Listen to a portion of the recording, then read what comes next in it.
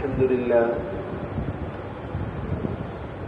لله حمد الشاكرين، والصلاة والسلام على خير البرية وعلى آله الطيبين الطاهرين. أما بعد أعوذ بالله من الشيطان الرجيم.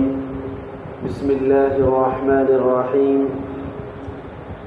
يا أيها الذين آمنوا هل أدلكم على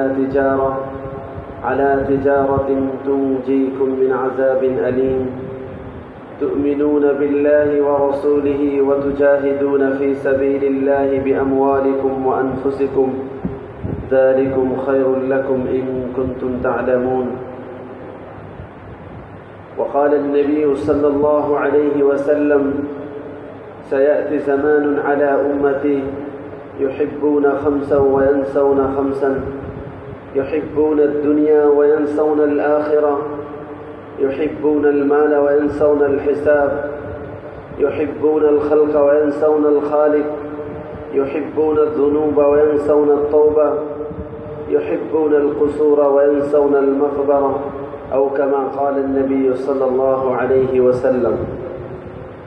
محترم دوستو, আল্লাহ তাআলার বড় ইহসান আর করম, আল্লাহ তাআলার বড় মেহেরবানি যে আল্লাহ তাআলা আমাদেরকে দ্বীনের নিসবতে এখানে একত্রিত করেছেন। আমরা যে এখানে আসছি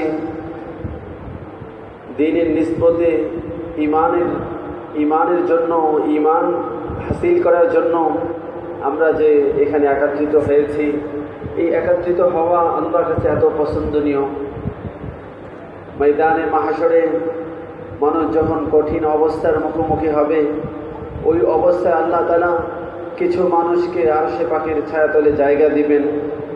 এর মধ্যে এক শ্রেণীর মানুষ হলো ওয়ারাজুলুন তাহাব্বানি ফিল্লাহ ওয়াজতামাআ ওয়া তাফাররাকা।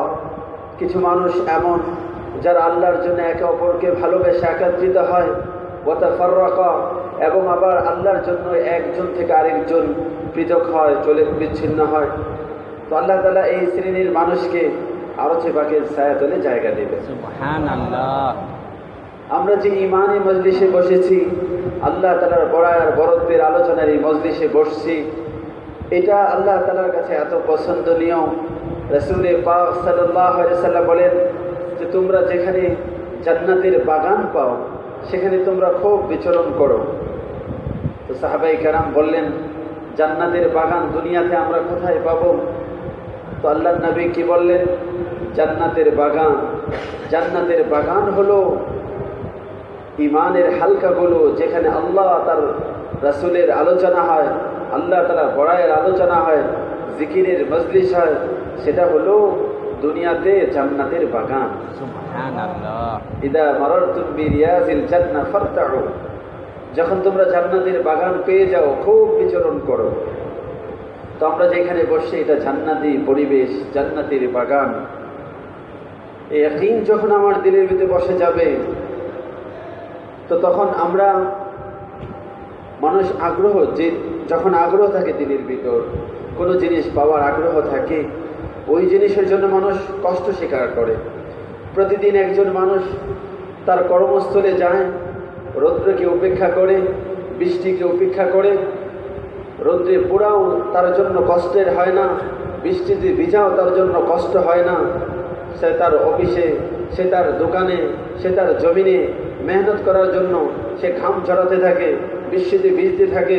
তার পেছনে থাকে কিছু পাওয়ার নকশা থাকে, তার দিলের ভিতর আশা থাকে যে আমার এই ভিজার পরে, আমার এই রৌদ্রে পোড়ার পরে, আমার এই ঘাম ঝরানোর পরে আমি কিছু পাবো। এই আশার উপর বৃষ্টিতে ভিজতেও তার কষ্ট হয় না, রৌদ্রে পুড়তেও তার কষ্ট হয় না। সে সব কিছুকে উপেক্ষা করে তার শ্রম আর মেহনতকে সে ব্যয় করতে থাকে। এভাবে যখন একজন মুমিন, তার সামনে আখিরাত থাকবে, তার সামনে আগামী জিন্দেগি থাকবে, তার সামনে আল্লাহর সামনে উপস্থিত হওয়া থাকবে, তো তখন তার জন্য যা কিছু করার, সব কিছু করার জন্য সে তৈরি হবে। এভাবে আমরা যেখানে বসছি, এই বসাটা যদি আমাদের এরকম হয় যে আমার পিছনে কিছু পাওয়া আছে। রাসূল পাক সাল্লাল্লাহু আলাইহি ওয়াসাল্লাম খুশখবরই শোনাইছেন যে যখন কোনো মানুষ আল্লাহ তাআলার আলোচনা নিয়ে একত্রিত হয়, আল্লাহ তাআলার বড়াই আর বরত্বের আলোচনাকে নিয়ে একত্রিত হয়, তো ওই মজলিসকে আল্লাহ তাআলার ফেরেশতারা এই কথার ঘোষণা দেন যে তুমি মজলিস থেকে এভাবে উঠবে যে আল্লাহ তাআলা তোমার সমস্ত গুনাহকে মাফ করে দেবে। সুবহানাল্লাহ। গুনাহ মাফ করে আমাদেরকে এই মজলিস থেকে উঠাবেন, এটার ইয়াকিন যদি আমার দিলে বনে, বিশ্বাস যদি আমার দিলে হয়, তো এই বসাটা কেমন হবে, এখান থেকে বলা এবং নেওয়াটা কেমন হবে। এজন্য সমস্ত কিছু হলো দিলের বিশ্বাসের সাথে সম্পৃক্ত। সাহাবাদের যখন ইয়াকিন বনে গিয়েছিল, হযরত ওমর রাদিয়াল্লাহু তাআলা আনহু উনি একদিন মজমায় বসে আছেন আর বলতেছেন যে দেখো এই মজমায় যত মানুষ বসে আছে সবার থেকে আমার আমল নামায় সবচেয়ে বেশি নেকি। তো একজন বললেন যে আপনি এই কথার দাবি কি করে করেন, আপনার আমল নামায় কি পরিমাণ নেকি আছে এটা তো আল্লাহ তাআলা ভালো জানেন। তো ওই সাহাবী হযরত ওমর রাদিয়াল্লাহু তাআলা বলতেছেন দেখো আমি আমার এই দাবির সপক্ষে আল্লাহ তাআলা কোরআনের আয়াত দিয়ে দলিল দিয়েছি। আল্লাহ তাআলা বলছেন কোরআনে কথা, ইল্লা মান তাবা ওয়া আমানা ওয়া আমিলা সালিহান, যে ঈমান আনে, ইল্লা মান তাবা যে তওবা করে, ওয়া আমানা ঈমান আনে, ওয়া আমিলা সালিহ ভালো কাজ করে, এই কাজগুলো যে করে, ফাউলাইকা ইউবাদদিলুল্লাহু সাইয়্যাতিহিম হাসানাত, আল্লাহ তাআলা তার পূর্বের সমস্ত গুনাহকে নেকির দ্বারা বদলায় দেন। এই কথা তো আল্লাহ কোরআনে বলতেছেন। আমি যখন জাহিলিয়াতের যুগে অমুসলমান ছিলাম, আমার কাছে যখন ইসলাম ছিল না, আমার কাছে যখন ঈমান ছিল না, তো ঈমান না থাকার কারণে আমার জিন্দেগি কুফরি জিন্দেগি, আমার এমন হালত ছিল যে এরকমভাবে আমার হাত গুনাহ করতেছিল, আমার জবান গুনাহ করতেছিল, আমার চক্ষু গুনাহ করতেছিল। কিন্তু যখন আমি ঈমান নিয়ে আসলাম, ঈমান আমি গ্রহণ করলাম, তো আমার হাতের গুনাহকে আল্লাহ পরিবর্তন করে দিয়েছেন। আমার হাত ঈমান অনুযায়ী ব্যবহার শুরু হলো, আমার চক্ষু ঈমান অনুযায়ী ব্যবহার শুরু হলো, এভাবে পুরা জিন্দেগি পরিবর্তন হয়ে গেল। তো আল্লাহ তাআলা এই কোরআন অনুযায়ী, আল্লাহ তাআলা এই কোরআনে কারীমের মাধ্যমে যে এই কথা বলেছে যে তওবা করে ঈমান নিয়ে আসে, তো আল্লাহ তাআলা তার পূর্বের সমস্ত গুনাহগুলোকে নেকির দ্বারা বদলায় দেন। এই জন্য আমি আশা করতেছি জাহিলিয়াতের যুগে আমি আশরুন নাস, মানুষের মধ্যে সব থেকে খারাপ ছিলাম। তো ঈমান আনার কারণে, তওবা করার কারণে আমি আল্লাহর উপরে কোরআনের এই আয়াত অনুযায়ী আল্লাহ তাআলার উপর এরকম আস্থা রাখতেছি। ওই জাহিলিয়াতের যুগে আমার যত গুনাহ ছিল, আমার যত নাফরমানি ছিল, সমস্ত গুনাহগুলোকে আল্লাহ তাআলা নেকির দ্বারা বদলিয়ে দিয়েছে। সুবহানাল্লাহ। এইরকম ইয়াকিন ছিল সাহাবাদের। যখন আমরা ওই রকম ইয়াকিন বানাবো যে আমরা এই ঈমানকে পাওয়ার জন্য ঘর থেকে আমি যত কদম ফেলে আল্লাহর ঘর এই মসজিদ পর্যন্ত আসছি, বিকুল্লি খতওয়াতিন হাসানা, প্রত্যেক কদমে আল্লাহ নেকি দিয়েছেন। এই কথার ইয়াকিন আমার বনে যাবে যে আমি দিন তলব করার জন্য যখন মানুষ ঘর থেকে, হযরত কাবুস রাদিয়াল্লাহু তাআলা আনহু অনেক দূর থেকে সফর করে আসেন, আল্লাহর নবী জিজ্ঞেস করেছেন যে তুমি এত দূর থেকে কেন আসছো? সে বলে আমি দ্বীনকে পাওয়ার জন্য। আল্লাহ নবী বলেন তোমার কি আর অন্য কোনো উদ্দেশ্য নেই, কোনো আত্মীয় স্বজনের সাথে দেখা করা বা অন্য কোনো উদ্দেশ্য আছে সেটার জন্য আসছিলে, এরপর আসছো আমার কাছে? বলে ইয়া রাসূলুল্লাহ কোনো উদ্দেশ্য নেই, আমি বৃদ্ধ হয়ে গিয়েছি, শরীরের হাড়গুলো দুর্বল হয়ে গিয়েছে, আমি এখন ওইভাবে ইবাদত করতে পারি না, সহজ ইবাদত শেখার জন্য, এই দ্বীন শেখার জন্য আমার আশা। তো হুজুর সাল্লাল্লাহু আলাইহি সাল্লাম তাকে বললেন যে দেখো কাবুস, তুমি যে ঘর থেকে বের হয়ে আসছো, ঘর থেকে বের হয়ে আসা এই পর্যন্ত, মসজিদে নববী পর্যন্ত আসা পর্যন্ত কোনো বৃক্ষ, লা হাজারা ওয়ালা শাজারা ওয়ালা মাদারা, কোনো বৃক্ষের পাতা বাদ যায়নি। সমস্ত পাথরগুলো তোমার কদম যেই পাথরগুলোর উপর পড়েছে, তোমার কদম যেই বালুর উপর পড়েছে, যেই বৃক্ষের তলদেশ দিয়ে তুমি হেঁটে আসছো, সমস্ত গাছের পাতাগুলো, সমস্ত পাথরগুলো, সমস্ত ধূলিকণাগুলো তোমার জন্য রহমত আর মাগফিরাতের দোয়া করেছে। সুবহানাল্লাহ। তোমার দিলে ছিল দ্বীন হাসিলের তলব, তোমার দিলে ছিল দ্বীন পাওয়ার তলব, আর এই তলব নিয়ে তুমি আসছো। আর আল্লাহ তাআলা কোরআনুল কারীমে কথা বলছেন ওয়ায়াহদি ইলাইহি মান ইউনিব, আল্লাহ তাআলা তাদেরকে হেদায়েত দেন যারা হেদায়েতের তালিব হয়, যারা হেদায়েতের অন্বেষী হয়, যারা হেদায়েতের পিপাসার্থ হয় আল্লাহ তাআলা তাদেরকে হেদায়েত দেন। আর কোরআনে এই কথা বলছেন, উলাইকা আলা হুদাম মির রাব্বিহিম ওয়া উলাইকা হুমুল মুহতাদুন, এরাই হলো হেদায়েত প্রাপ্ত, এরাই হলো সফল কাম। অর্থাৎ এই জমিনে পয়সাওয়ালারা সফল কাম না, জমিওয়ালারা সফল কাম না, ক্ষমতাওয়ালারা সফল কাম না। আল্লাহ তাআলা বলতেছেন হেদায়েতওয়ালা তারাই হলো সফল কাম। যদি বাদশা হেদায়েতওয়ালা হয় তো বাদশা সফল কাম, যদি কৃষক হেদায়েতওয়ালা হয় তো কৃষক সফল কাম, যদি এরকম ভাবে ব্যবসায়ী হেদায়েতওয়ালা হয়, ব্যবসা হেদায়েতওয়ালা হয়, একজন ব্যবসায়ী সে সফল কাম। আল্লাহ তাআলা পৃথিবীর শুরু থেকে নিয়ে রাসূল পাক সাল্লাল্লাহু আলাইহি সাল্লাম জামানা পর্যন্ত কোরআনে কারীমের মাধ্যমে আল্লাহ তাআলা দেখিয়ে দিয়েছেন, বিভিন্ন ঘটনা পেশ করেছেন যে এরকম ভাবে জমিনের কত বড় বড় বাদশা ছিল, কিন্তু তারা হেদায়েতের উপর ছিল না, আল্লাহ তাদেরকে নাকাম করে দিয়েছেন। আবার জমিনে অনেক বড় বড় বাদশা ছিলেন, কিন্তু তারা হেদায়েতের উপর ছিল, আল্লাহ তাআলা তাদেরকে হেদায়েত থাকার কারণে আল্লাহ তাআলা তাদেরকে কামিয়াবি করে দিয়েছেন। এরকম বড় বড় ব্যবসায়ী, বড় বড় মালদার, তাদের মাল তাদের সফলতার জিন্দেগি দান করেনি, কারণ তাদের কাছে হেদায়েত না থাকার কারণে। এজন্য মেরে মুহতারাম দোস্ত, এজন্য আমাদের জিন্দেগিতে হেদায়েত, আমরা যে এখানে আসলাম হেদায়েতের তলব নিয়ে আসি, আর হেদায়েতের জন্য যখন তলব থাকে তো আল্লাহ তাআলা তাদেরকে হেদায়েত দেন, তারা হেদায়েত লাভ করে। আর যখন হেদায়েত পেয়ে যাব তো আল্লাহ তাআলা সফলতার রাস্তা আমাদের সামনে খুলে দিবেন। সাহাবাদের জিন্দেগির সামনে সফলতার রাস্তা খুলেছিল হেদায়েতের মাধ্যমে। হেদায়েত হলো এমন এক নূর, যে এমন এক আলো, যে আলো মানুষ হাসিল করার পরে তার সামনে পরিষ্কার হয়ে যায় যে কোন পথে আমার কদম চললে আমি কামিয়াব হব, কোন কাজের দ্বারা আমার কামিয়াব হবে। তো তখন তার হাতকে ওইভাবে ব্যবহার করে, তার চক্ষুকে ওইভাবে ব্যবহার করে, তার জবানকে ওইভাবে ব্যবহার করে, সমস্ত অঙ্গ, সমস্ত জওয়ারে তার ব্যবহারগুলো সহি হয়ে যায় যখন মানুষের জিন্দেগিতে হেদায়েত এসে যায়। আর হেদায়েতের প্রকাশ হলো ইমানের প্রকাশ, ইমান অনুযায়ী চলা। এজন্য মেরে মুহতারাম দোস্ত, আমাদের জিন্দেগির সর্বপ্রথম মেহনত হলো আমরা হেদায়েত লাভ করতে পারি। আর হেদায়েতের মাধ্যমে আমাদের ইমান আসবে, আর হেদায়েতের মাধ্যমে আমাদের এরকমভাবে যতগুলো দ্বীনের জাহাজ আছে, ইবাদত বলেন, মুআমালাত বলেন, মুআশারাত বলেন, আখলাক বলেন, সমস্ত লাইনগুলো সহি হবে। আর এর জন্য বুনিয়াদি জিনিস হলো ঈমান। এজন্য সাহাবায়ে কেরাম সর্বপ্রথম যে জিনিস হাসিল করছিলেন সেটা হলো ঈমান।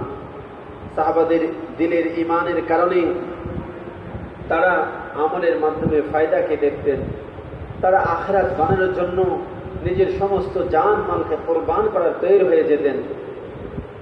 আমাদের যদি ওই রকম ঈমান বনে যায় তো আমরা আমাদের জান মাল সবকিছু ব্যয় করে আখিরাত বানানোর জন্য আমরা তৈরি হব, আখিরাতকে সামনে নিয়ে আমাদের চলা সহজ হবে। ওই রকম ঈমান আমাদের বানানো।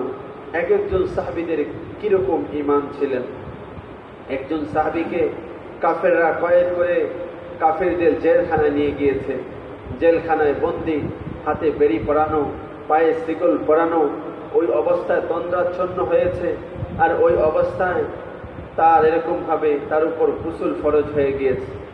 হঠাৎ চোখ খুলেছে, গোসলের হাজত, আর সে চিন্তা করতেছে যে এখন কিভাবে আমি পবিত্রতা হাসিল করব, কিভাবে আমি পবিত্রতা হাসিল করে আল্লাহর হুকুমকে আমি কিভাবে পুরা করতে পারি।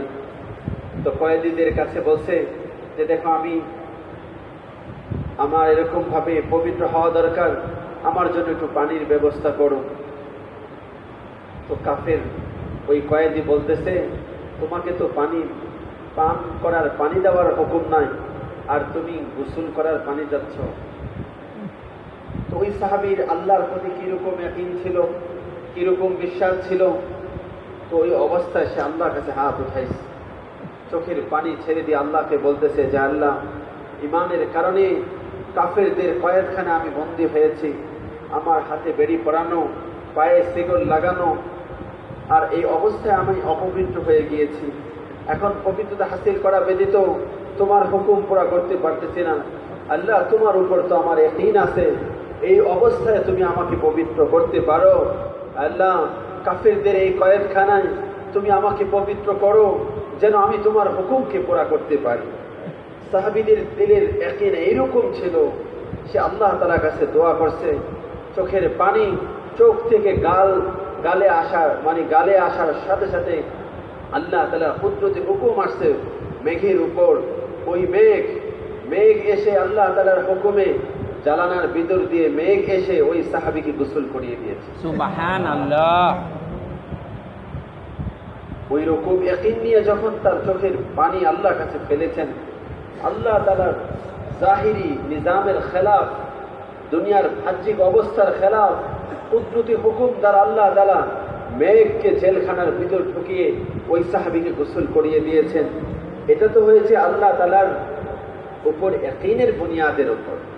যখন আমাদের ওই রকম ইয়াকিন আল্লাহর উপর হয়ে যাবে, তো আল্লাহ তাআলা তো ওই কুদরত এখনো বাকি আছে।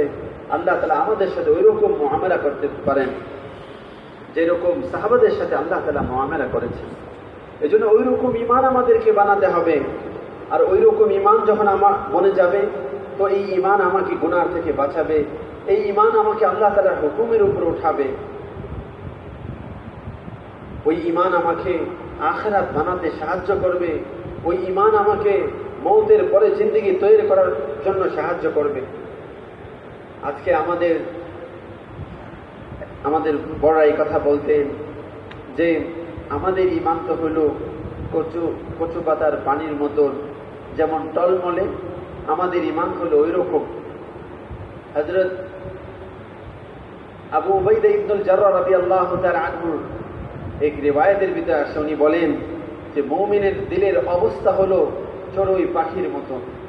চড়ুই পাখি সে অল্প মুহূর্তে সে তার রূহকে বদলাতে থাকে, এদিক থেকে উড়ে ওইদিকে, ওই দিক থেকে উড়ে ওইদিকে।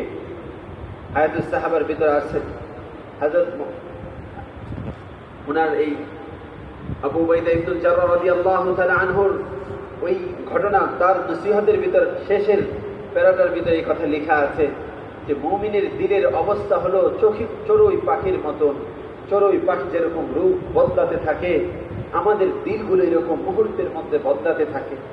এই জন্য আমাদের দিলের রূখ আখিরাতমুখী করার জন্য, আমাদের দিলের রূখ আল্লাহমুখী করার জন্য, আমাদের দিলের সম্পর্ক আল্লাহ তাআলার সাথে করার জন্য, মজবুত ঈমান বানানোর জন্য আমাদেরকে ঈমানের উপর মেহনত করে দিলের ভিতর ওই কাইফিয়ত, ওই ঈমানের অবস্থা তৈরি করতে হবে যেই ঈমান সাহাবারা তৈরি করেছিলেন। এজন্য সাহাবাদের ঈমানকে বলা হয়, সাহাবাদের ঈমান হলো কাল জাবাল, পাহাড়ের মতো। কোনো কিছু দিয়ে তাদের ঈমানকে টলানো যেত না, না এরকম ভাবে ভয় দিয়ে তাদের ঈমানের মধ্যে কোনো পরিবর্তন আনা যেত না, কোনো অর্থের লোভ দিয়ে তাদের ঈমানের মধ্যে কোনো পরিবর্তন আনা যেত। কোনো হালত, কোনো অবস্থা তাদের ঈমানের ভিতরে পরিবর্তন আসতো না। এজন্য ওই রকম ঈমান বানানো। এজন্য আল্লাহ তাআলা আমাদেরকে ওই রকম ঈমান দান করে। আজকে বিভিন্ন হালতের কারণে আমাদের ঈমানের ভিতরে বিভিন্ন অবস্থা সৃষ্টি হয়ে যায়, কিন্তু মেহনত করে সাহাবাওয়ালা ঈমান যখন আমাদের বনে যাবে, তো কোনো হালত দ্বারা আমরা মুতাআসসির হব না, কোনো অবস্থার দ্বারা আমরা মুতাআসসির হব না। মুতাআসসির মানে প্রতিক্রিয়াশীল হব না। কোনো অবস্থা আমাদের দিলের অবস্থার পরিবর্তন করতে পারবে না। আল্লাহ তাআলার হুকুমের উপর জমে থাকব, যে অবস্থায় হোক না কেন। আমাদের জীবনের যত অবস্থা, সমস্ত অবস্থাতেই আল্লাহ তাআলার কাছে পরীক্ষা। একজনকে আল্লাহ মাল দিয়েছেন, তো তার ওই মাল পাওয়াটা আল্লাহর পক্ষ থেকে তার জন্য পরীক্ষা। একজনের কাছে গরিব, মাল নেই, এই অবস্থা তার জন্য পরীক্ষা। একজন অসুস্থ, এই অবস্থা আল্লাহ তাআলার পক্ষ থেকে তার জন্য পরীক্ষা। একজন সুস্থ, এই অবস্থাটা আল্লাহ তাআলার পক্ষ থেকে তার জন্য পরীক্ষা। অর্থাৎ আমাদের জীবনের যত অবস্থার মুখোমুখি আমরা হচ্ছি, যত অবস্থা চলে গেল, যত অবস্থা আমাদের সামনে আসবে, সমস্ত অবস্থাগুলো আমাদের জন্য পরীক্ষা। তো এই পরীক্ষা আমরা উত্তীর্ণ হতে পারবো যদি সাহাবাদের মতন ঈমান হয়। হযরত ইব্রাহিম আলাইহিস সালাতু ওয়াস সালামের উপর পরীক্ষা আসলেন। কোরআনে কারীমে আল্লাহ বলেন, ওয়াইদ ইবতালা ইব্রাহিম রাব্বুহু বিকালিমাতিন। আল্লাহ তাআলা বলেন যে ইব্রাহিমকে বিভিন্নভাবে আমি পরীক্ষায় মুক্তালা করলাম, বিভিন্ন পরীক্ষার দ্বারা আমি তার থেকে পরীক্ষা নিলাম। যত হালত আমি নিয়ে আসছি তার উপর, সমস্ত হালতেই সে উত্তীর্ণ হয়েছে। ফাতাম্মাহুন, যত অবস্থায় তার উপর এনেছি, কখনো ভয়ের অবস্থা, কখনো পেরেশানির অবস্থা, সমস্ত হালতেই সে আল্লাহর উপর অবিচল ছিল, আল্লাহ তাআলার হুকুমের উপর দৃঢ় ছিলেন। তো আল্লাহ বলেন, যখন সে সমস্ত পরীক্ষায় উত্তীর্ণ হলেন, ফাতাম্মাহুন, সে যখন সমস্ত পরীক্ষাগুলো পাস করলেন, তো আমি তাকে কি পুরস্কার দিলাম? ইন্নী জাইলুকা লিন-নাসি ইমামা, আমি তাকে সমস্ত মানুষের ইমাম বানিয়ে দিলাম। আমাদের জিন্দেগিতেও বিভিন্ন হালত, কত হালত আমাদের সামনে আসলো এবং কত হালত আমাদের সামনে আসবে। এই সমস্ত হালতগুলো আমাদের জন্য পরীক্ষা। কোরআনে আল্লাহ বলেন, আহসিবান নাস, মানুষ কি মনে করে আইয়াতুরুকু আইয়াকুলু আমান্না, এই কথার উপর তাকে ছেড়ে দেওয়া হবে, সে বলবে যে আমি ঈমানদার, আর তার উপর কোনো পরীক্ষা আসবে না, কোনো পেরেশানি আসবে না, কোনো মুসিবত আসবে না, এটা কি তাকে ছেড়ে দেওয়া হবে? এরকম না, বরং তাকে যাচাই করা হবে, তার ঈমানের উপর পরীক্ষা নেওয়া হবে, যেরকম পরীক্ষা পূর্ববর্তীদের উপর নেওয়া হয়েছিল বিভিন্ন হাল। এবং কি কি পরীক্ষা আসবেন ওই কথাও আল্লাহ তাআলা কোরআনের অন্য জায়গায় বলে দিয়েছেন, ওয়ালানাবলুওয়ান্নাকুম বিশাইইম মিনাল খাউফ ওয়াল জু ওয়া নাকসিম মিনাল আমওয়াল ওয়াল আনফুসি ওয়াস সামারাত। এই সমস্ত অবস্থা, কখনো ভয়ের অবস্থা, কখনো মাল সন্তানের নুকসানের মাধ্যমে পরীক্ষা, এই সমস্ত কিছু আল্লাহ তাআলা আমাদের থেকে পরীক্ষা নেন। বিভিন্ন হালত, বিভিন্ন রোগ বালাই, বিভিন্ন পেরেশানি, বিভিন্ন মুসিবত, কাজের রুকাওট, যা কিছু আছে সমস্ত কিছু বান্দাকে তার ঈমানের পরীক্ষার জন্য। যদি আমরা ওই অবস্থার উপর আল্লাহ তাআলার যে হুকুম আছে ওই হুকুমের উপর দৃঢ়ভাবে জমে থাকতে পারি, তো আমরা হযরত ইব্রাহিম আলাইহিস সালাতু ওয়াস সালামের মতন পরীক্ষায় উত্তীর্ণ হয়ে যাব। আর ওই পরীক্ষায় যখন আমরা উত্তীর্ণ হতে পারি, তো আল্লাহ তাআলা আমাদের জন্য পুরস্কার রেখেছেন দুনিয়া এবং আখিরাতে। আর এটার বিশ্বাস তো তখন হবে যখন আমাদের ওই রকম ঈমান বনবে। এজন্য মেরে মুহতারাম দোস্ত, আমাদেরকে মেহনত করে ওই রকম ঈমান বানানো যা আমাদের দিলের ঈমান বনে যায়। আজকে আমাদের সবচেয়ে বড় কমি হলো ঈমানের কমির কারণে আজ মুসলমান আল্লাহ তাআলার হুকুমকে কিভাবে আমরা নষ্ট করে দিচ্ছি, কিভাবে আমরা আমাদের আল্লাহ তাআলার হুকুম কিভাবে নষ্ট হচ্ছে। যেই নামাজের মাধ্যমে আল্লাহ তাআলা আমাদেরকে কামিয়াবির দিকে রাখতেছিলেন, প্রতিবার আল্লাহ তাআলা পক্ষ থেকে মুয়াজ্জিন এই কথা আমাদের কাছে আমাদের কানে এই কথা পৌঁছে দিয়েছেন, হাইয়া আলাস সালাহ, এসো নামাজের দিকে, হাইয়া আলাল ফালাহ, এসো সফলতার দিকে। একজন পানের দোকানদার, সে পানের দোকানদারি করতেছে, এই কথা শোনার পরেও সে আল্লাহ তাআলার হুকুমের দিকে আসতেছে না। তো আল্লাহ তাআলার হুকুমের দিকে না আসার কারণে সে যেন এরকম ভাবে, সে আল্লাহ তাআলার হুকুমের দিকে না আসার কারণে সে তার দোকানদারিকেই সফলতা মনে করতেছে, সে তার কামিয়াবি মনে করতেছে যে আমার এই দোকানদারি করার মধ্যেই আমার কামিয়াবি, আমার এই ছোট্ট দোকানদারি করার মধ্যেই আমার সফলতা। কিন্তু আল্লাহ তাআলা সফলতা আর কামিয়াবি আর কোথায় রেখেছেন? সফলতা আর কামিয়াবি আল্লাহ তাআলার হুকুম পুরা করার মাধ্যমে রেখেছিলেন। এ কথার ইয়াকিন তো আমার মনে যাবে যখন নাকি আমার ওই ইয়াকিন দিলের ভিতরে এসে যাবে। এই জন্য কোরআনে কারীমে আল্লাহ তাআলা আমাদের সামনে বিভিন্ন ঘটনা রেখেছেন। আল্লাহ তাআলা এই ঘটনাগুলোর মাধ্যমে আমাদের ঈমানকে মজবুত করতে চাইতেছেন। আমাদের ঈমানকে মজবুত করার জন্য আল্লাহ তাআলা এই সমস্ত ঘটনা আমাদের সামনে পেশ করেছেন। কোরআনে কারীমে আল্লাহ তাআলা হযরত সুলাইমান আলাইহিস সালাতু ওয়াস সালামের ঘটনাকে আমাদের সামনে পেশ করেছেন। হযরত সুলাইমান আলাইহিস সালাতু ওয়াস সালাম আল্লাহ তাআলার কাছে দোয়া করেছেন, রব্বি হাবলি মুলকান লা ইয়ানবাগি লিআহাদিন মিনাল আলামিন, আল্লাহ তুমি আমাকে জমিনে এমন বাদশাহী দান করো যে এইরকম বাদশাহ তুমি কাউকে বানাওনি। তো আল্লাহ তাআলার কাছে দোয়া করেছেন, তো আল্লাহ তাআলা তার দোয়াকে কবুল করেছেন। আল্লাহ তাআলা তাকে বাদশাহী দিয়েছেন, এমন বাদশাহী দিয়েছেন যে পৃথিবীতে জমিনে এই পৃথিবীতে জমিনে যত বনি আদম আসছে, হযরত আদম আলাইহিস সালাতু ওয়াস সালাম থেকে নিয়ে একেবারে আজকের এই দিন পর্যন্ত পৃথিবীতে জমিনে যত মানুষ বাদশাহী করেছেন, যত বাদশা কবরে চলে গিয়েছেন, এমন বাদশাহী আর কাউকে দেননি যে হযরত সুলাইমান আলাইহিস সালাতু ওয়াস সালামকে দিয়েছিলেন। ওয়ালিসুলাইমান আর-রিহ গুদুহা শাহর ওয়া রাওয়াহুহা শাহর ওয়া আসালনা লাহু আইনাল কিত। আল্লাহ তাআলা কোরআনে কারীমের মাঝে সুলাইমান আলাইহিস সালাতু ওয়াস সালামের কেমন বাদশাহী দিয়েছিলেন বয়ান করতেছেন যে আমি তাকে এমন বাদশাহী দিয়েছি যে বাতাসকে আমি তার তাবি করে দিয়েছি। এই শক্তিশালী বাতাস তার আনুগত্য ছিল মানুষ বাদশাহী করে মানুষের উপর, আর হযরত সুলাইমান আলাইহিস সালাতু ওয়াস সালাম বাদশাহী করতেছিলেন মানুষের উপর, জিনের উপর, বাতাসের উপর, সমস্ত কিছুর উপর তার বাদশাহী চলতেছিল। সমস্ত কিছুর ভাষা সে জানেন, সমস্ত প্রাণীদের ভাষা সে জানতেন, পিপিলিকার ছোট্ট পিপিলিকা তার ভাষাকেও তিনি জানতেন। আল্লাহ তাআলা এমন বড় বাদশাহী হযরত সুলাইমান আলাইহিস সালাতু ওয়াস সালামকে দিয়েছিলেন যে বাতাসকে হুকুম দিতেন যে এক সকালে 1 মাসের রাস্তাকে সে তার সিংহাসনকে নিয়ে চলে যেত। এরকম বড় বাদশাহী দিয়েছিলেন হযরত সুলাইমান আলাইহিস সালাতু ওয়াস সালামকে।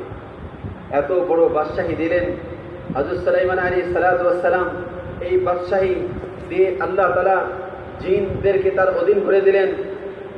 ওমিনাল জিন্নি মান ইয়ামালু, জিনরা তার সামনে এরকম ভাবে প্রাসাদ বানাইতেন, বড় বড় রাষ্ট্রীয় এরকম মন্ত্রণালয়ের সমস্ত বিল্ডিংগুলো নির্মাণ করার জন্য জিনদেরকে দিয়ে কাজে লাগাইতেন, বড় বড় ব্রিজ বানানোর জন্য জিনদেরকে কাজে লাগাইতেন।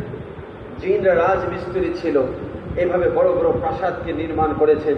কোরআনে আল্লাহ তাআলা খুলে খুলে বয়ান করেছেন জিনদের দিয়ে কি কি কাজ হযরত সুলাইমান আলাইহিস সালাতু ওয়াস সালাম নিয়েছেন। এরপরে জিনরা যদি অবাধ্যচারণ করত তাহলে তাদেরকে শাস্তি দেওয়ার কি প্রক্রিয়া, এই ব্যাপারে আল্লাহ কোরআনে বয়ান করেছেন যে আমি সুলাইমান আলাইহিস সালাতু ওয়াস সালামকে এত বড় বাদশাহী দান করেছিলাম যে এরকম বাদশা আর পৃথিবীতে আর আসেনি। হযরত সুলাইমান আলাইহিস সালাতু ওয়াস সালাম এই জিনদেরকে দিয়ে বড় বড় মানুষের প্রয়োজনের জন্য এরকম ভাবে পানির যে হাউজ, সেই হাউজগুলো বানাতেন, আর এই সব কাজগুলো জিনদেরকে মাধ্যমে করাতেন। বাদশাহের সহযোগিতা নিতেন, বিভিন্ন প্রাণীদের সহযোগিতা নিতেন, হুদহুদ পাখিকে দিয়ে এরকম ভাবে বিভিন্ন জায়গায় জমিনের কতটুক নিচে পানির লেয়ার আছে দেখার কাজ নিতেন। হুদহুদ পাখির সাথে কথা বলতেন, পিপিলিকার সাথে কথা বলতেন। কোরআনে আল্লাহ এক সমস্ত বয়ান করেছেন।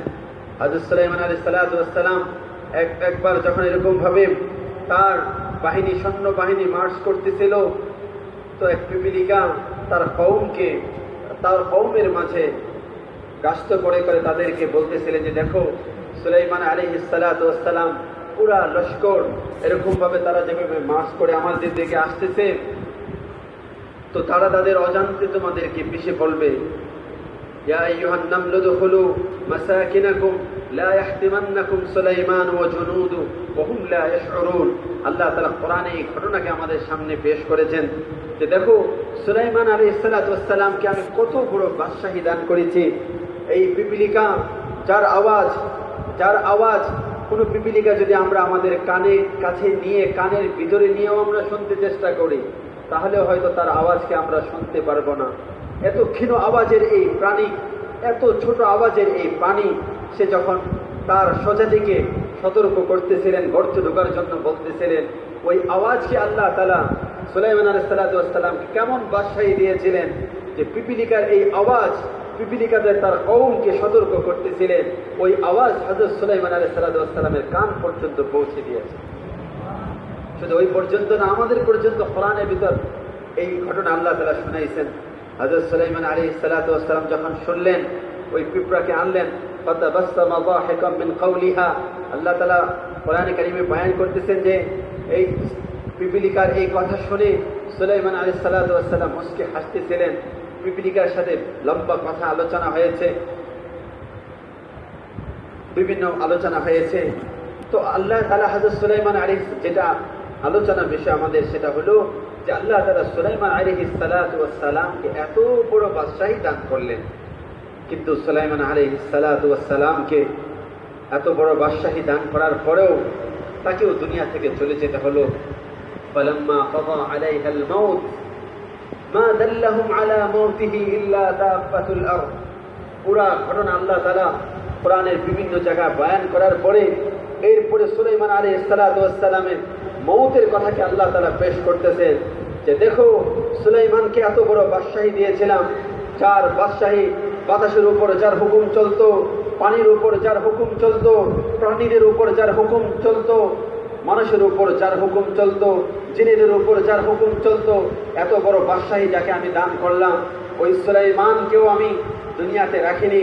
তার মৌতের সময় হলো, বাইতুল মুকাদ্দাস বানাইতেছিলেন, সুলাইমান আলাইহিস সালাতু ওয়াস সালাম দাঁড়িয়ে দেখতেছেন, হাজার হাজার জিন বাইতুল মুকাদ্দাসকে বানাইতেছেন।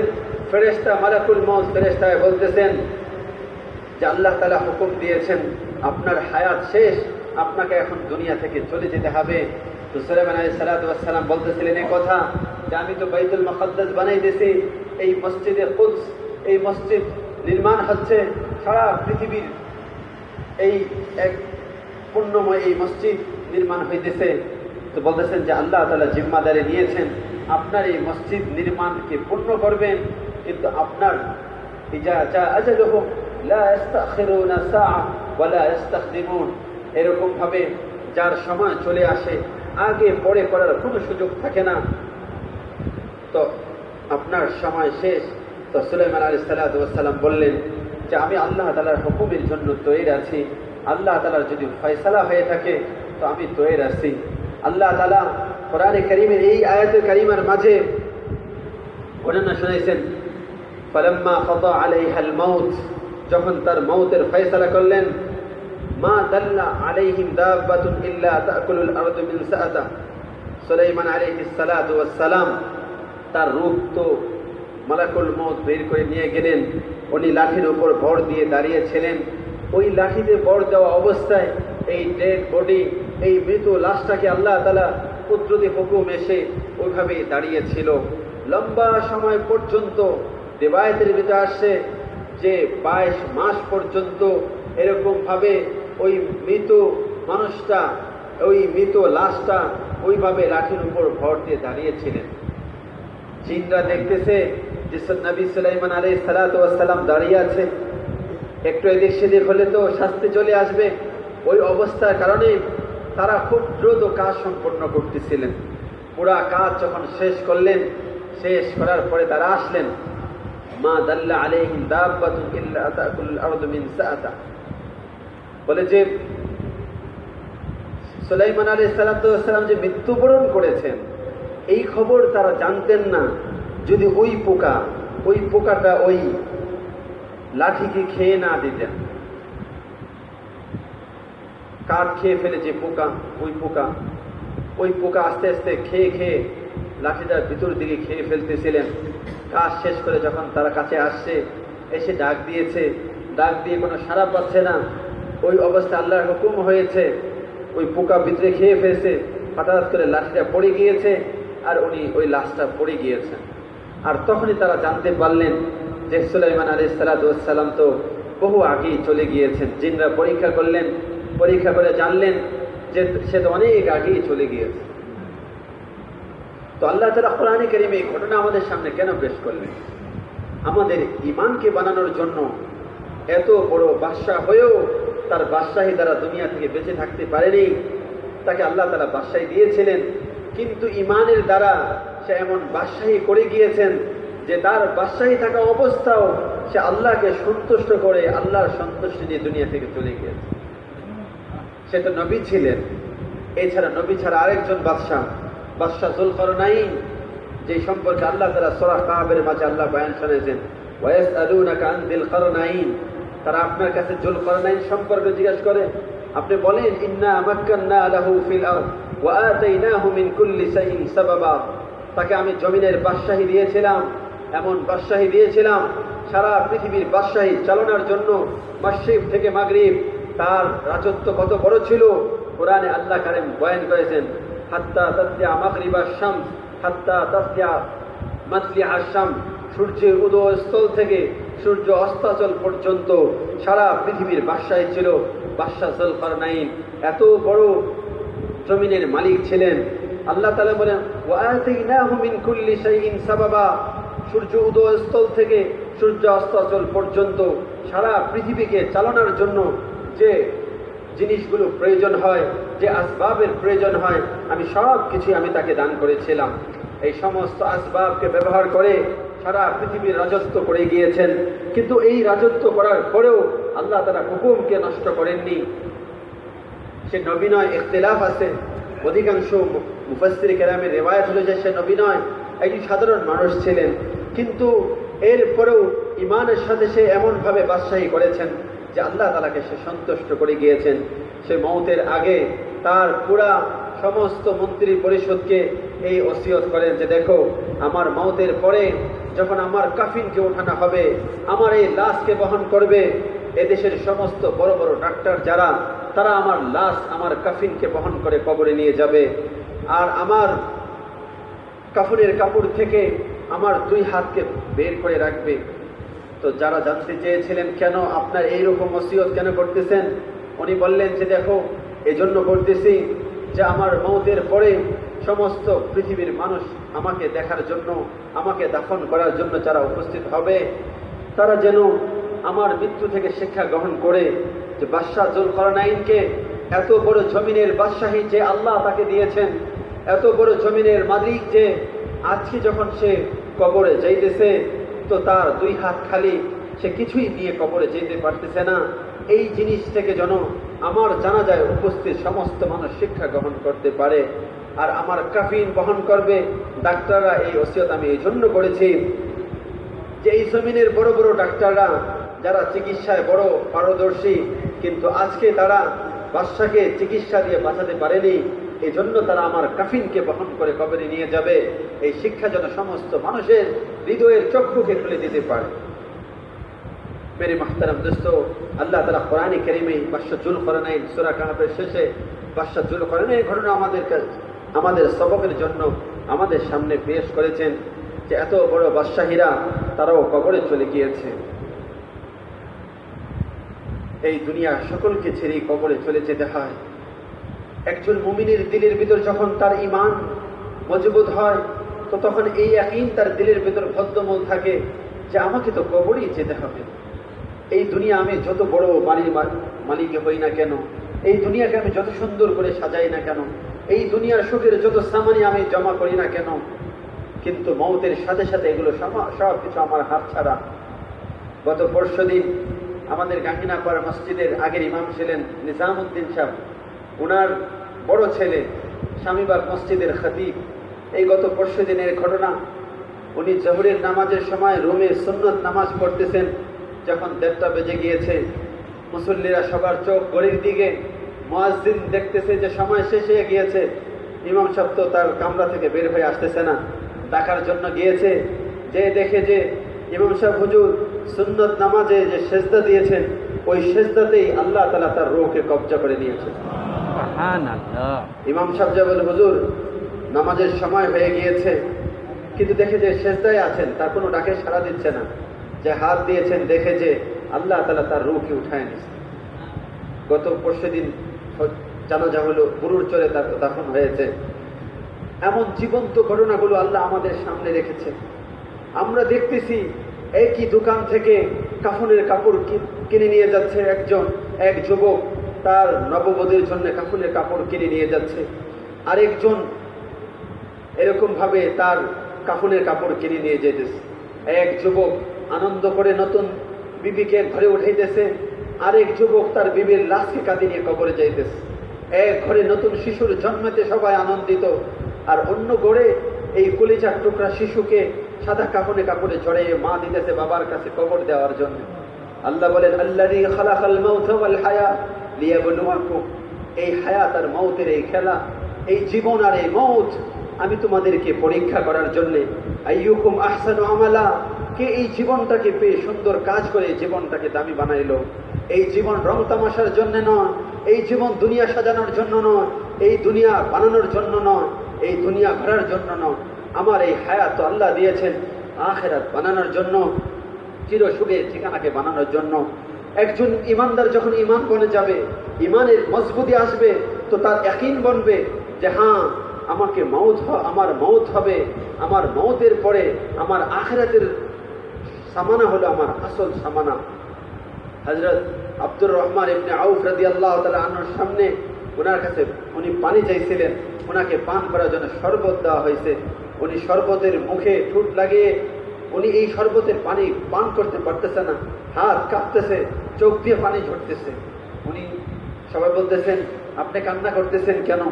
উনি বলতেছেন যে আমি কান্না করতেছি এই সুন্দর এরকম, আমি তোমাদের কাছে পানি চেয়েছি, তোমরা আমাকে শরবত দিয়েছ, তোমরা আমাকে খুশি করতেছ। আমার তো ভয় হইতেছে যে আমার এই দুনিয়াতে আল্লাহ নাজ নিয়ামত যে দিয়ে আমার আখিরাত কিনা নষ্ট হয়ে যেতেছে। আব্দুর রহমান ইবনে আউফ তো ওই সাহাবী। একদিন আম্মা জান আয়েশা রাদিয়াল্লাহু তাআলা আনহা হঠাৎ এত হইচই শুনতেছেন মদিনাতে, উনি দৌড়ে আসেন, কি হলো আজ মদিনা এত হইচই শোনা যায়? তো একজন বললেন যে আব্দুর রহমান ইবনে আউফ রাদিয়াল্লাহু তাআলা আনহুর বাণিজ্য কাফেলা আসছে, সিরিয়া থেকে বাণিজ্য কাফেলা আসছে। তো উনি বললেন, ও ওই আব্দুর রহমান ইবনে আউফ, যার সম্পর্কে আমি শুনেছি যে সে হামাগুড়ি দিয়ে জান্নাতে প্রবেশ করবে। এই কথা এক কান দুই কান করে আব্দুর রহমান ইবনে আউফ রাদিয়াল্লাহু তাআলা আনহু পর্যন্ত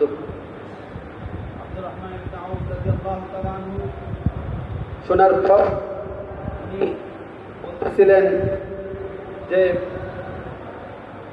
তারা দৌড়ে আসছেন আম্মা জান আয়েশা রাদিয়াল্লাহু তাআলা আনহার কাছে, এসে বলতেছেন, সামি'তি হাকাযা মিন রাসূলিল্লাহি সাল্লাল্লাহু আলাইহি ওয়াসাল্লাম, আপনি কি আল্লাহর নবীর থেকে এমন রীতি শুনেছেন যেরকম আপনি বলেছেন?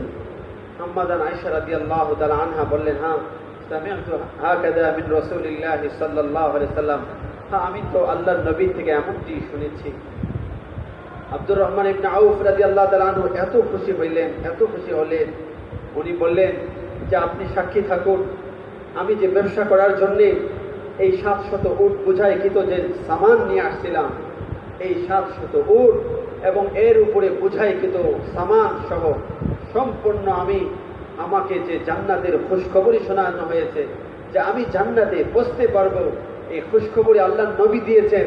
আর আপনার জবানিতে আমি শুনেছি এই খুশখবরির উপর আমি আমার এই 700 উট এবং এর বোঝাইকৃত সমস্ত সামান যা আমি ব্যবসার জন্য নিয়ে আসছিলাম সব আল্লাহর রাস্তায় আমি সদকা করে দিলাম।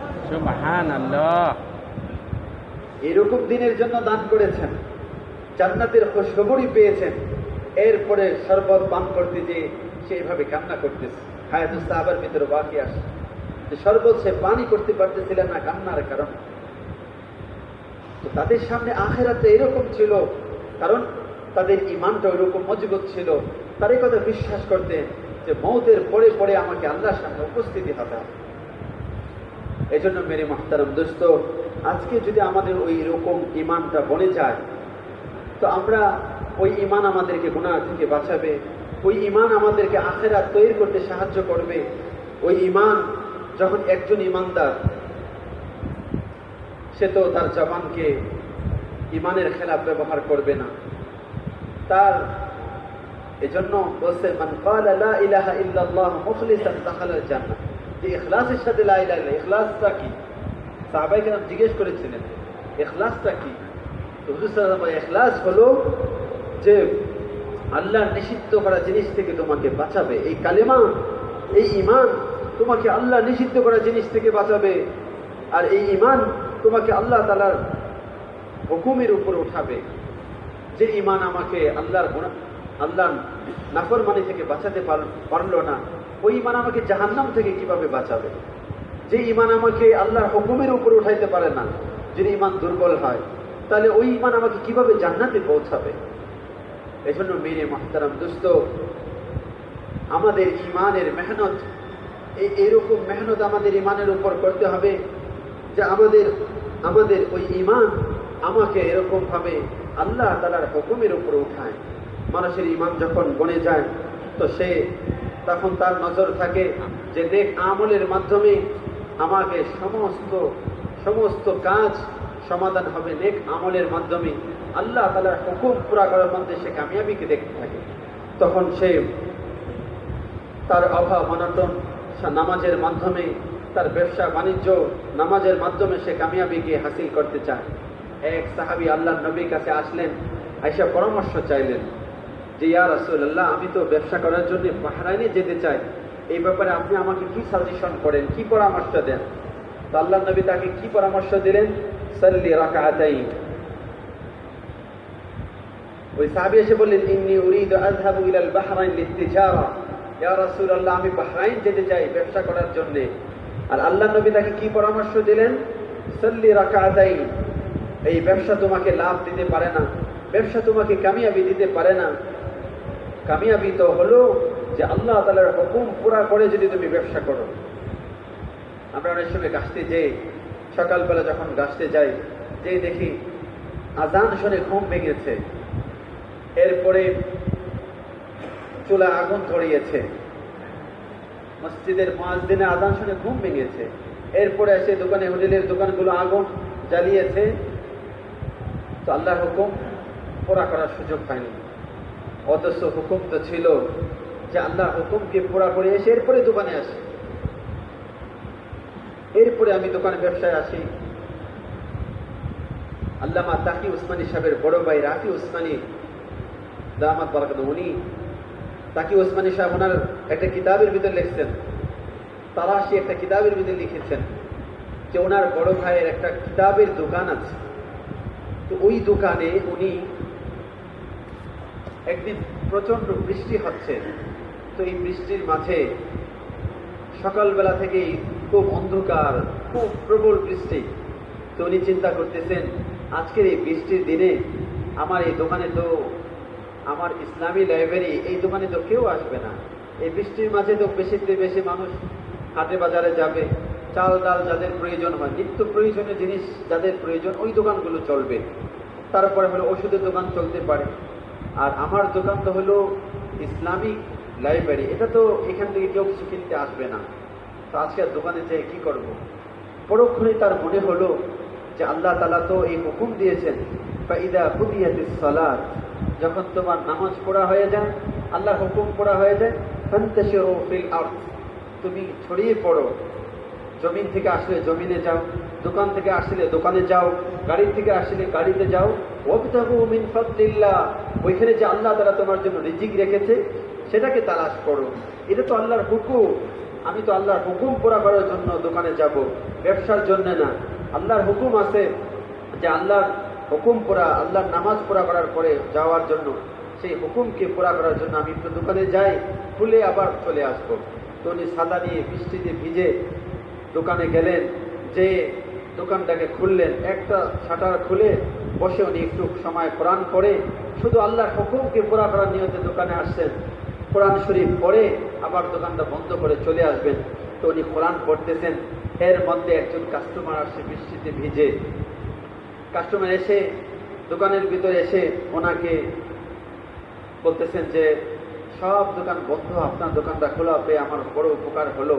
উনি কিছু কিতাবের অর্ডার লেখালেন। তো কিতাবের ভিতরে তাকি উসমানী সাহেব লিখেছেন যে ওই দিন ওই লোক এই পরিমাণ কিতাব নিয়েছে, 3 দিনে যে পরিমাণ বিক্রি হয় একাই ওই লোক ওই পরিমাণ কিতাব নিয়ে নিয়েছে। তাকি উসমানী সাহেব লিখেছেন যে এখানে আল্লাহ তাআলার হুকুমকে পুরা করার জন্য গিয়েছেন, আর আল্লাহ তাআলার জিম্মাদারি যেহেতু ছিল যে আল্লাহর হুকুম সে পুরা করেছে, আল্লাহ তাআলা তার জরুরতকে পুরা করার জন্য কাস্টমারকে বৃষ্টির মাঝে পাঠিয়ে দিয়েছে। মেরে মুহতারাম দোস্ত, এই জন্য আমাদের জিন্দেগির সমস্ত আমল, একজন ইমানদার সে দেখবে আল্লাহর হুকুম পুরা করার মাঝেই কামিয়াবি। আল্লাহ সাহাবায়ে কেরাম এই জিনিসই দেখতেন যে আল্লাহ তাআলার হুকুম পুরা করার মাঝেই কামিয়াবি, আর ওটার জন্যই তারা মেহনত করে থাকে। এই জন্য মেরে মুহতারাম দোস্ত, এটা তো হলো তখন যখন আমাদের এই ইয়াকিন বনে যাবে, তো তখন আমাদের সব নেক আমল আমাদের জন্য সহজ হয়ে যাবে। এই জন্য ওই রকম নেক আমল বানানোর জন্য সাহাবায়ে কেরাম যে মেহনত করেছিলেন, যে মেহনতের মাধ্যমে সাহাবায়ে কেরাম তাদের জিন্দেগিকে বানাইছিলেন। আজ দুনিয়ার কোনো জিনিস দেখেন, দুনিয়ার ছোট্ট থেকে ছোট্ট জিনিস অর্জন করার জন্য মেহনত শর্ত। একটা সুই এটাও মেহনত ছাড়া এর অস্তিত্ব পাওয়া যাবে? কি বলেন? মেহনত ছাড়া সুই বানানো যাবে? সুতা, বেঞ্চ, ছোট ছোট ক্ষুদ্র জিনিস, এর জন্য মেহনতের নকশা। যদি আমরা বলি একটা মেজ, তো এর পিছনে আমরা একটা মেহনতের নকশা দেখি, যে মেহনতের দ্বারা এই সুইটা, এই মেজটার অস্তিত্ব এসেছে। তো এরকম ভাবে আমার দুনিয়া আখিরাতের কামিয়াবি, ইমান বনবে, এর জন্য এক মেহনত আছে, যেই মেহনতের মাধ্যমে সাহাবাই কেরাম এমন এক ইমানি পরিবেশের উজুদ এনেছিলেন যে খায়রুল কুরুনি করনি, যেই জামানার উপর এরকম ভাবে আল্লাহ নবী বলে গিয়েছেন শ্রেষ্ঠ যুগ ওই জামানার উপর, ওই মানুষগুলোর ইতাআত আল্লাহ তাআলার পক্ষে, হুজুর সাল্লাল্লাহু আলাইহি সাল্লামের পক্ষ থেকে আমাদের উপর হুকুম আসছে যে আমাদের ইমান যেন ওই জামানায় সাহাবাদের ইমানের মতন বানায়।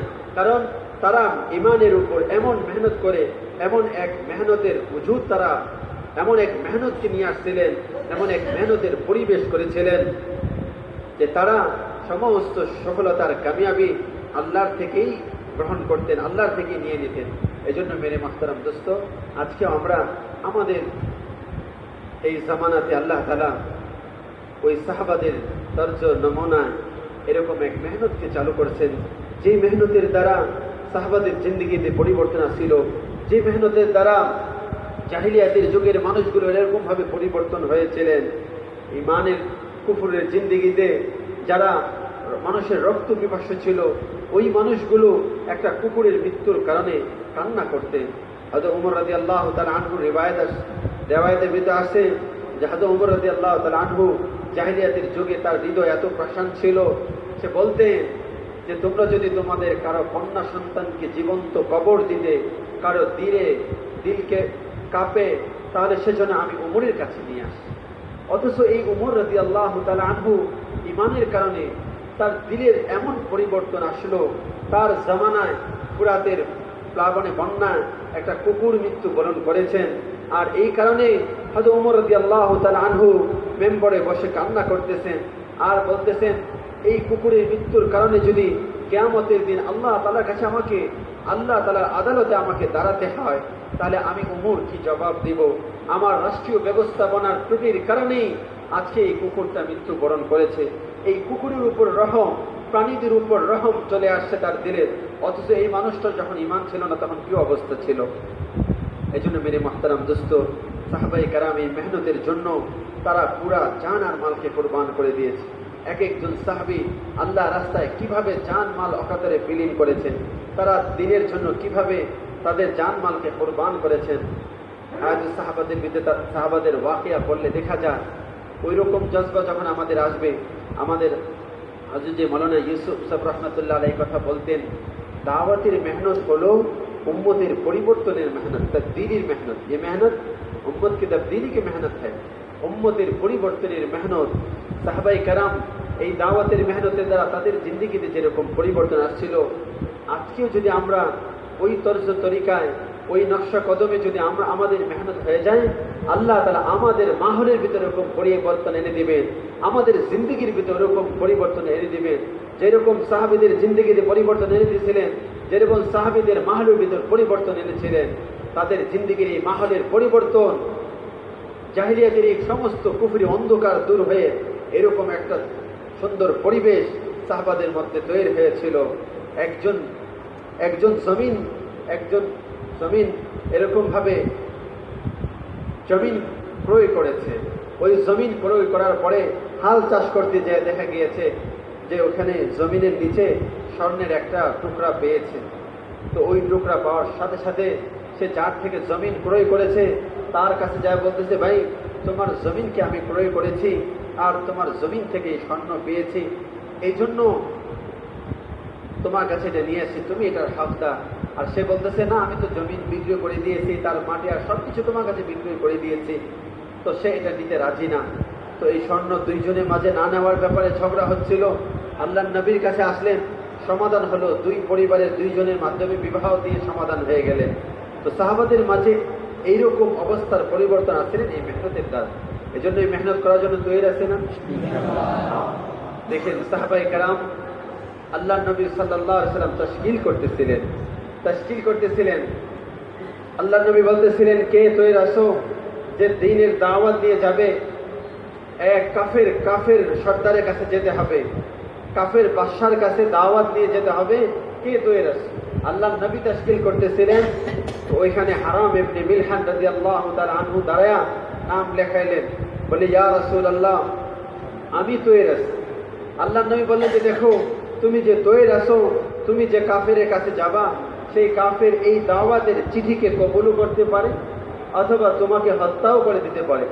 হারাম ইবনে মিলহান রাদিয়াল্লাহু তাআলা কি বললেন যে ইয়া রাসূল আমি তৈরি আছি। এই কথা বলে সে এরকম ভাবে তৈরি হলেন। তিনজনের জামাত দিয়ে আল্লাহ নবী সাল্লাল্লাহু আলাইহি সাল্লাম দাওয়াতের এক চিঠি লিখে এই তিনজনের জামাতের আমির হারাম ইবনে মিলহানকে বানিয়ে সে পাঠিয়ে দিলেন।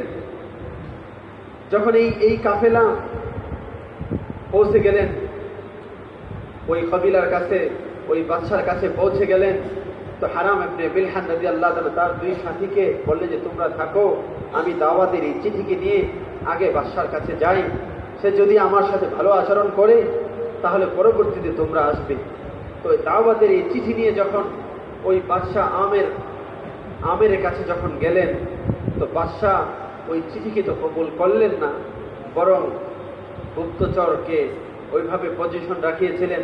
যখন হারাম ইবনে মিলহান ওই দাওয়াতের চিঠিকে দিলেন, সাথে সাথে পিছন থেকে বর্ষা দিয়ে হারাম ইবনে মিলহানকে পিছন থেকে বর্ষা মারলেন। ওই বর্ষা পিছন দিয়ে ঢুকে সামনে কলিজাকে ভেদ করে হৃৎপিণ্ড নিয়ে এই বর্ষা বের হয়ে গেলেন। বিঙ্কি দিয়ে রক্ত বের হলেন।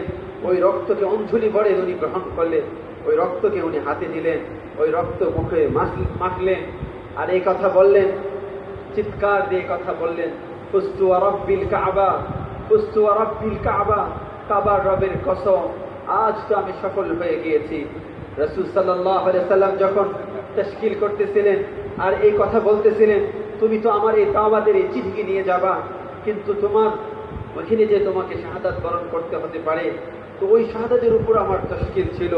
ফুস্তু ওয়া রাব্বিল কাবা, কাবার রবের কসম আমি আমার এই প্রাণটাকে আমি আল্লাহর জন্য দিয়ে দিতে পারলাম, আজ আমি সফল হয়ে গেলাম। সাহাবাদের এইরকম জজবা ছিল, আল্লাহ রাস্তায় যে এরকম জীবন দিয়েছিলেন। এই জন্য মেরে মুহতারাম দোস্ত, আমাদেরকেও আল্লাহ তাআলা ওই রকম জজবা নসিব করেন, দিনের জন্য জান মাল কোরবান করার তৌফিক নসিব করেন। লম্বা সময় আমাদের বন্ধ ছিল, এখন আল্লাহ সুযোগ দিয়েছেন। এখন আমরা ইনশাআল্লাহ আল্লাহর দেওয়া এই নিয়ামতকে যদি আমরা কদর করি, তো আল্লাহ তাআলা আমাদের জন্য রাস্তাকে খুলবেন। এই জন্য হিম্মত করে ইনশাআল্লাহ আমরা নাম লেখাই, চিল্লার জন্য এরকম ভাবে হিম্মত করে নাম লেখাই। যে সমস্ত বলি ইনশাআল্লাহ ভাইরা